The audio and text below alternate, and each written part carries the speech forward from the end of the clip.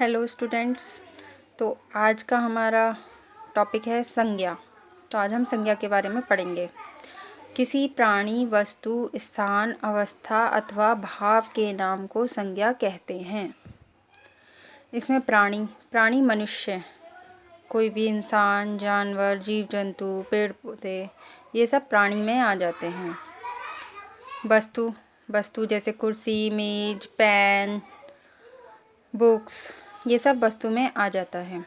स्थान कोई भी हो सकता है, जैसे दुकान, आगरा, दिल्ली।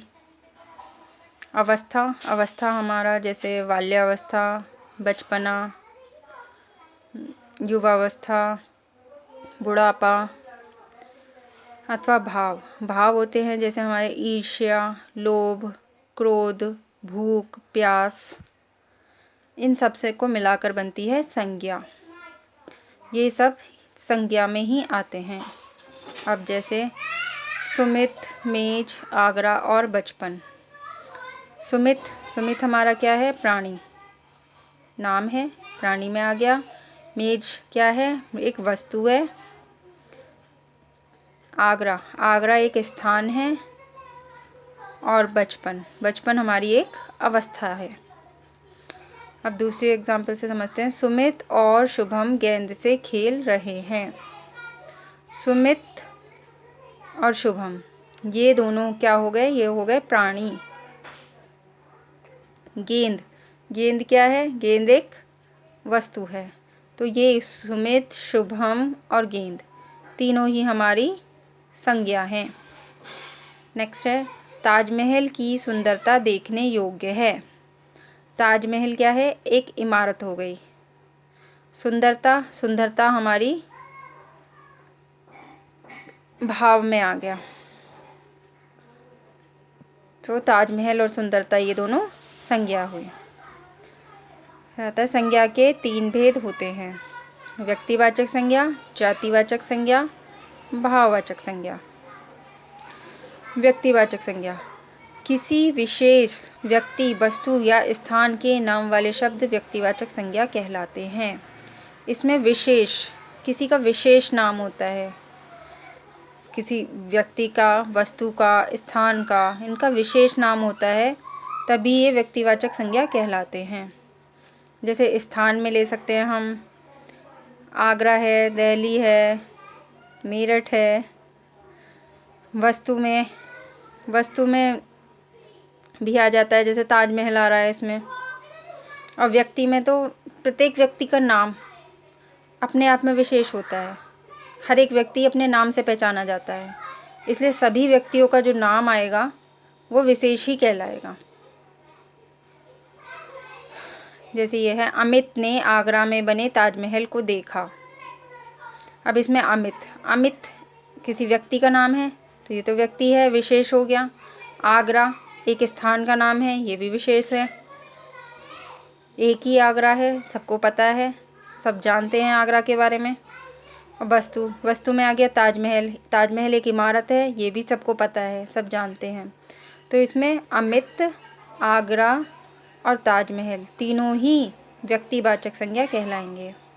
अब व्यक्तिवाचक संज्ञा में और भी आ जाते हैं, जैसे नदियों के नाम, गंगा, कृष्णा, गोदावरी, सरस्वती। पर्वतों के नाम ले लेते हैं हम, हिमालय पर्वत हो गया, नीलगिरी पर्वत हो गया। पर्वों के नाम, पर्व जैसे होली, दिवाली, दशहरा। महीनों के नाम, जनवरी, फरवरी, मार्च, अप्रैल। इमारतों के नाम ले लेते हैं, जैसे लाल किला हो गया, ताजमहल हो गया, कुतुब मीनार हो गया। व्यक्तियों के नाम में तो कुछ भी आ सकता है, रोहन, सोहन, सुमित, अमित। दिनों के नाम, सोमवार, मंगलवार, बुधवार। ये सब व्यक्तिवाचक में ही आते हैं, क्योंकि इनके विशेष नाम होते हैं। इसके बाद आता है जातिवाचक संज्ञा।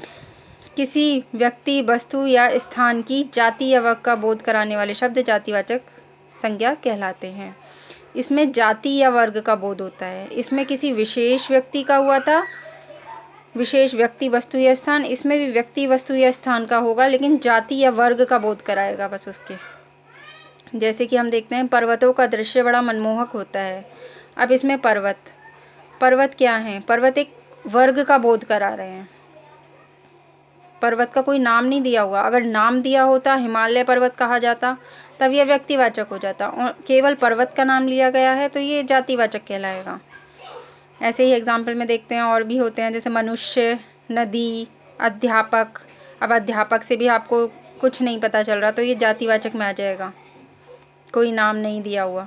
पहाड़, विद्यालय, दुकान, खिलौना, पेड़ पौधे, लड़का, लड़की, नगर, पशु पक्षी, चिड़ियाघर, ये सब जातिवाचक में आ जाते हैं।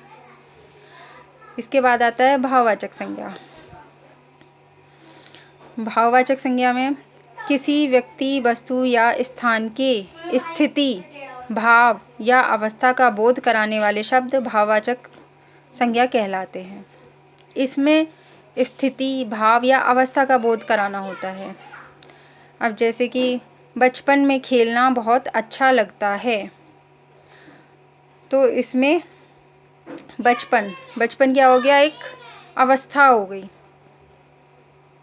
तो इसमें अवस्था का बोध कराया जा रहा है। बचपन में खेलना बहुत अच्छा लगता है, तो ये हमारी भाववाचक संज्ञा हो जाती है, बचपन। अब भाव में और भी आ जाते हैं, जैसे क्रोध हो गए, ईर्ष्या, मोह, लोभ, सुख, दुख, ये सब भाव हैं हमारे, ये सब संज्ञा कहलाते हैं। भूख, प्यास, ये सब संज्ञा कहलाते हैं। अवस्था में आ गया बचपन, बुढ़ापा, गरीबी, अमीरी, युवावस्था, ये सब अवस्था में आ जाता है। अच्छाई, बुराई, भलाई, खटास, मिठास, ये सब भाववाचक ही संज्ञा कहलाती हैं। तो व्यक्तिवाचक संज्ञा, जातिवाचक संज्ञा, भाववाचक संज्ञा, तीनों में ही व्यक्ति, वस्तु या स्थान के बारे में बताना होता है। बस व्यक्तिवाचक में विशेष व्यक्ति के बारे में, जातिवाचक में जाति या वर्ग का बोध करा देते हैं, और भाववाचक में इनकी भाव या अवस्था का बोध करा देते हैं। यही संज्ञा के तीनों भेद होते हैं। धन्यवाद। अगर आपको हमारी वीडियो पसंद आई हो तो इसको लाइक एंड सब्सक्राइब ज़रूर करें।